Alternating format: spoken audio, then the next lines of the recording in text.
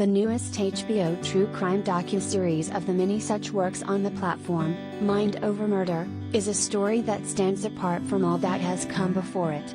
This is because series director Nanfu Wang, whose prior documentary work is also all worth checking out, sets out to challenge the conventions of the genre. Even as someone who is quite fascinated with said genre and the stories to be found within it, it has been long overdue for a more critical eye. As we have seen a tsunami of true crime series seemingly take over all of the streaming platforms, many have fallen into rather predictable patterns that fail to find anything new or interesting in what they uncover. More often built around superficial drama than delving into the darker aspects of our world, they all feel increasingly interchangeable as they lack any actually incisive insights. Wang eschews such sensation to settle on uncovering something that is both more somber and honest, making for a refreshingly reflective work that takes her typical rigor for her subjects into the heart of the genre. The result is one that, among many things, calls into question whether there are actual hero figures to be found in true crime.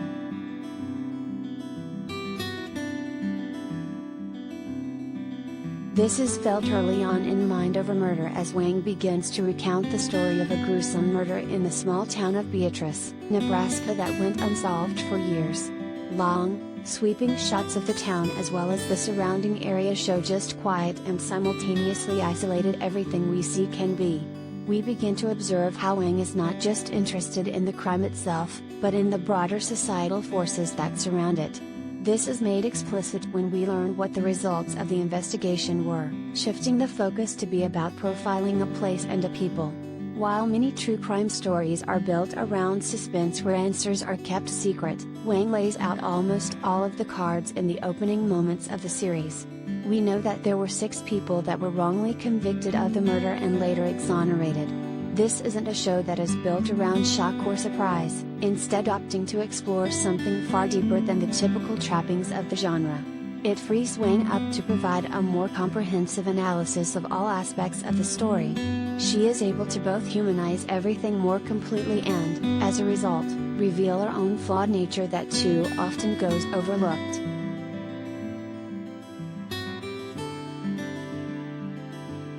With delicate precision, the docuseries peels back the layers of fear and desperation that would lead to a further tragedy within the tragedy. There are no heroes to be found here and there likely aren't any to be found anywhere.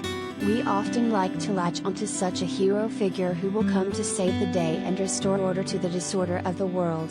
Frequently, we are told that this will be the police or other forces of the law that we can count on. Wang complicates this, showing how the police soon didn't even seem to care about finding the culprit and let the case go cold. It is the first of many systemic failings that will lead to multiple people being threatened and coerced into confessions for a crime they didn't commit. This all begins with a former police officer turned private investigator named Bert Searcy who then returns to the department when he feels that he knows how to get to the bottom of what happened.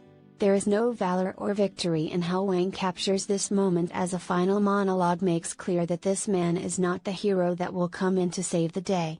It reveals the more troubling reality of how the acts of even the most well-intentioned individual can end up causing more harm than good. It reminds us of how people can be incredibly fallible and often make egregious, even life-ending mistakes that they can't ever take back no matter how much they want to.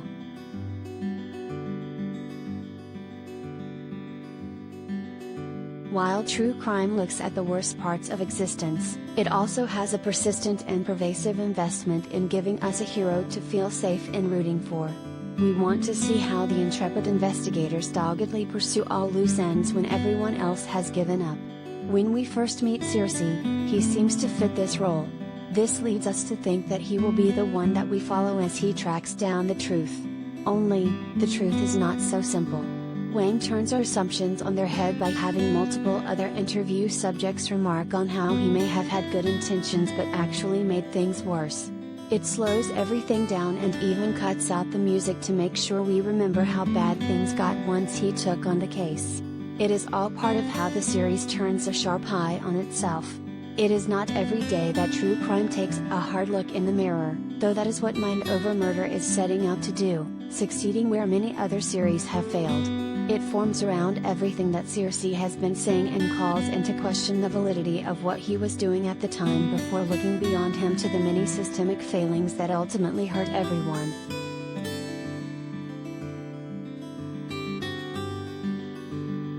This more complex understanding of the murky morality of our world and the way Wang brings it to life makes the case for a more honest type of true crime that doesn't provide easy answers when there are none to be found.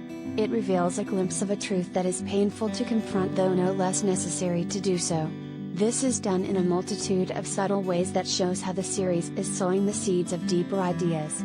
Most central is the way that she has various actors behind a recreation speak to the internal tensions that underpin a story as people who lived there knew about what happened. Where far too many other true crime stories would superficially valorize their subjects, this series raises concerns about giving anyone a hero's portrayal. It breaks down the common conceptions we have about how crisis like this occurs and what can be done about it, demonstrating how an investment in carceral solutions is just as fragile as the people who must see them out. In doing so, it challenges us to think more critically about whether heroes actually exist and, perhaps even more importantly, whether the stories we tell about our past should create them anyways.